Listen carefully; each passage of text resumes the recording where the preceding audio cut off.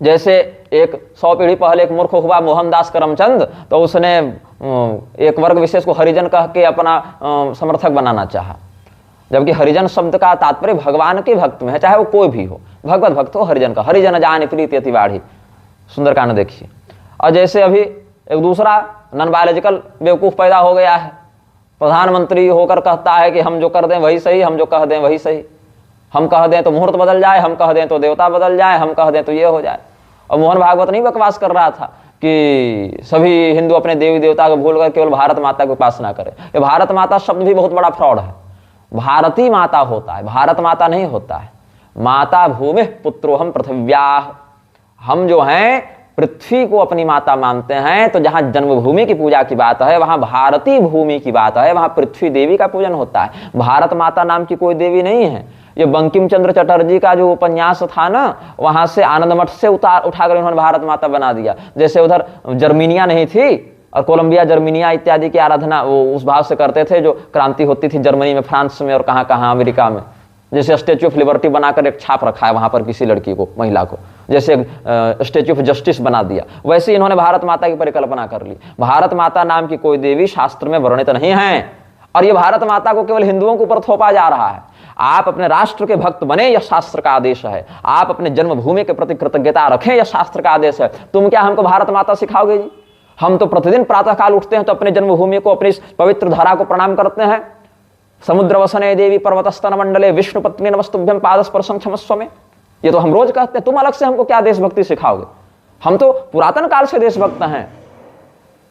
तो पूरे राष्ट्र के लिए हमारा जो है राष्ट्र नो संवर्धताम, हमारा यह जो देश है वह समृद्धि को प्राप्त हो, यह आशीर्वाद देते हैं हम लोग। स्वस्त्यस्तु विश्वस्य, पूरे विश्व का कल्याण हो, यह ब्राह्मणों का आशीर्वाद है समाज के प्रति, यह सज्जनों का आशीर्वाद है।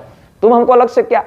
तो तुम क्या कर रहे हो? भारत माता की स्थापना नहीं कर रहे हो। भारत माता नाम की काल्पनिक देवी को लाकर, जैसे साईं को जैसे कैसे बढ़ा दिया ना, वैसे भारत माता नाम से काल्पनिक देवी को लाते हो, सत्यमित्रानंद जैसे एजेंटों से उसका मंदिर बनवाते हो और उसकी पूजा करने कहते हो। लेकिन वहां पर विशुद्ध भारतीय संस्कृति क्या होती? तुम देवी पृथ्वी का मंदिर बनाते, भगवती वसुंधरा की आराधना करते। उनकी आराधना की कितनी सुंदर विधि दी हुई है देवी भागवत इत्यादि में। उस विद्या के विशेषज्ञों से देवी पृथ्वी के मंदिर का प्रतिष्ठापन करवाकर उनकी पूजा करवाते, भगवान यज्ञवाराह और भगवती पृथ्वी की आराधना करते, तब इस राष्ट्र का विकास होता। काल्पनिक देवता बनाने से उस देवता में, उस कल्पना में फलदातृत्व का सामर्थ्य नहीं आ जाता है। वो तो विक्षोभ उत्पन्न करेगा। अविधि पूर्वक किया गया तो निष्फल हो जाता है। तो सत्यमित्रानंद इत्यादि को प्रेरित करके भारत माता मंदिर बनवा दिया, और उसके बाद अब क्या कहता है मोहन कि सभी देवी देवताओं को भूलकर केवल भारत माता की उपासना करो। और यहां पर अपने कुल देवता और ग्राम देवता की ठीक से आराधना नहीं कर पा रहा हिंदू, और बाकी सबको तुम भूलवाकर अपना एक मतलब अपना देवता बना लो, अपना शास्त्र बना लो, अपने धर्मगुरु खड़े कर लो। तो भैया तुम नए धर्म काहे नहीं बना लेते हो? तुम हिंदू धर्म के नाम पर ये सब क्यों कर रहे हो? सनातन धर्म के नाम पर ये सब क्यों कर रहे हो? ये हमारा क्षोभ फिर व्यक्त हो जाता है इन सबों के सामने।